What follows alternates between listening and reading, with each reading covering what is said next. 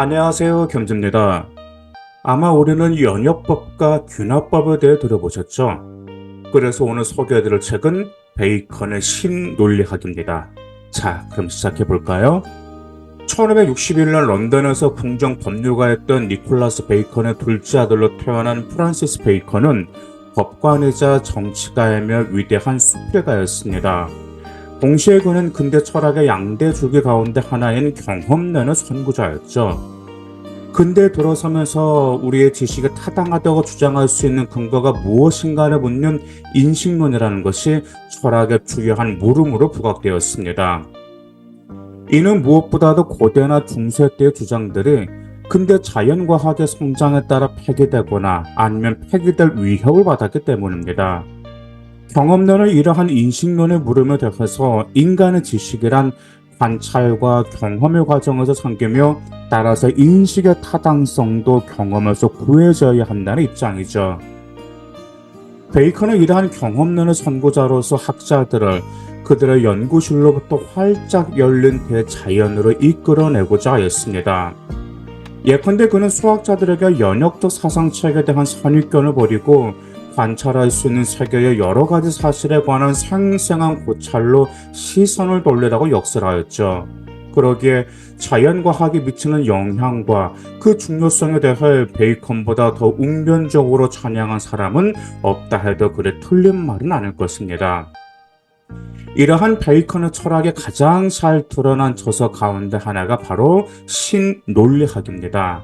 그리고 그것을 한마디로 요약한다면 아리스토텔레스의 형식 논리학식 오르가논에 반대하는 입장에서 새로운 과학과 기술의 진보에 맞는 새로운 인식 방법을 담고 있는 것이라고 할 수 있습니다.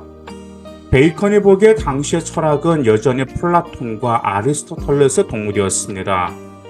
베이컨은 이들의 가르침을 환영 혹은 유령이라고 했죠. 즉, 재래의 학문은 무용하다는 것입니다.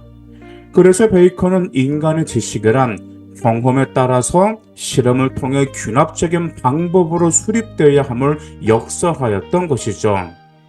이러한 우상숭배에 관한 견해와 경험주의의 방법론의 토대가 되는 균합법에 관한 견해가 베이컨을 언급할 때면 거의 빠지지 않고 언급되는 그것이 바로 신논리학의 주 내용입니다. 베이컨에 따르면 우상이란 그것을 그대로 내버려 두면 사람을 거짓에 빠져들게 하는 마음의 모든 경향을 말합니다.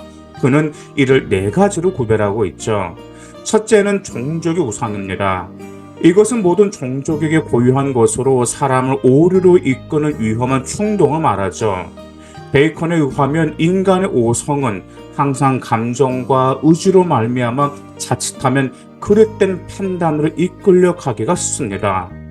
예를 들면 단순함을 좋아하는 성질 때문에 위성들의 궤도가 원형이라고 믿게 됩니다. 그리고 인간은 목적을 추구하는 바 결국 자연도 궁극의 목적을 추구하고 있는 것처럼 믿는다는 것이죠. 둘째는 동물의 우상입니다. 이는 개인의 특수성으로 인해 오류를 범하는 경향을 말하죠.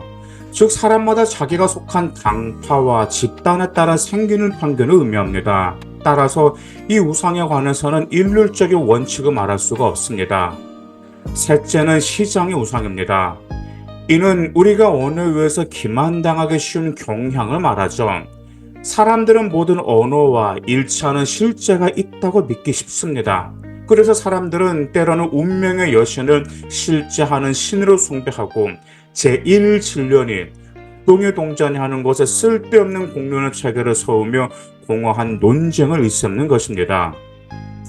넷째는 극장의 우상입니다. 이는 판단을 잘못되게 하고 편파적으로 만들기 일수인 역사전 전통이나 권위에 대한 믿음을 의미합니다. 베이컨은 극장 우상의 가장 나쁜 예를 종교적 미신과 신학이 인간의 판단에 미치는 영향이라고 말하고 있죠. 모든 철학적 분파에서는 오는 영향도 이에 속합니다. 베이컨에 따르면 우리가 믿을 수 있는 결론은 마음속에 간직한 관념들을 전제로 삼는 3단 논법 또는 연역 추리를 통해서 나오는 것이 아니라 관찰된 사실들을 정리하는 방법, 즉 균합법에 의해서 얻어진다고 합니다. 그는 열의 성질에 관한 장황한 주장을 통해 이를 설명하고 있습니다. 첫째로 우리는 열의 일람표를 작성하죠. 예컨대 태양, 광선, 유성, 불꽃 등과 같이 열을 발산하는 것들에 대한 목록이나 일람표를 작성하는 것입니다. 둘째로 열의 부제표를 만듭니다. 즉 앞에 일람표가 될 수 있는 대로 비슷하면서도 열이 존재하지 않는 사례에 관한 목록이나 일람표를 만듭니다. 이것을 예로 베이컨은 달빛, 국광, 어둠 속에서 빛나는 고개 비닐 등을 들고 있죠. 마지막으로 정도표를 필요로 합니다. 즉 조건의 변화에 따라서 여러 가지 정도로 열이 발견되는 사례에 관한 목록표나 일람표를 말합니다. 베이컨의 이러한 예로는 말라리아 열, 동물의 신체 부위에 따라 다른 체온, 탄은 석탄이나 목탄에서 발산하는 여러 가지 열 등을 들고 있죠. 그리하여 이 세 가지 일람표를 근거로 하여 열이란 중심에서 주변으로 퍼지며 위로 급하게 움직이는 일종의 운동이라는 결론을 얻을 수 있다는 것입니다. 이상의 일람표에 관한 논의를 마친 뒤 베이컨은 어떤 현상은 명백한 결론을 이끌도록 하게 하지만 어떤 것은 그렇지 못하다고 하면서 따라서 특수한 사례를 수집하는 데 주의를 기울여야 한다고 역설했습니다. 예컨대 날고 있는 박쥐, 원숭이와 같은 경계선상의 사례들이 있는데 이러한 사례들은 생명의 형태를 올바로 분류하는 데 광명을 줄 것이라고 했죠. 또한 유리가루나 물거품, 흰빛 등은 색채의 본질을 확인하는 데 도움이 될 것이라고 합니다. 그 밖에도 만원경이나 현미경을 통한 관찰과 같은 사례들이 있는데 이런 사례는 범상한 관찰보다도 더 빨리 관찰자로 하여금 자연의 비밀 속으로 뚫고 들어가야 하는 것을 가능하게 해준다는 것을 언급하고 있습니다. 이러한 내용을 담고 있는 신논리학은 앞서 언급한 바와 같이 새로운 학문, 즉 귀납법의 싹을 키움으로써 베이컨 이후에 전개되는 경험주의의 기본 터들을 형성시킨 저서로서 그 의의가 참으 크다고 하겠습니다.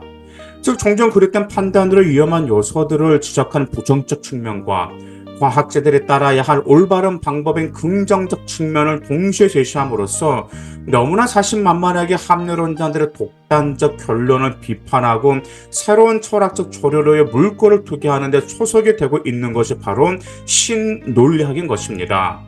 그러기에 경험주의라는 근대 철학의 양대 조류 가운데 하나를 올바로 이해하기 위해서는 한 번쯤 접해봐야 할 저서가 바로 신논리학이라고 하겠습니다.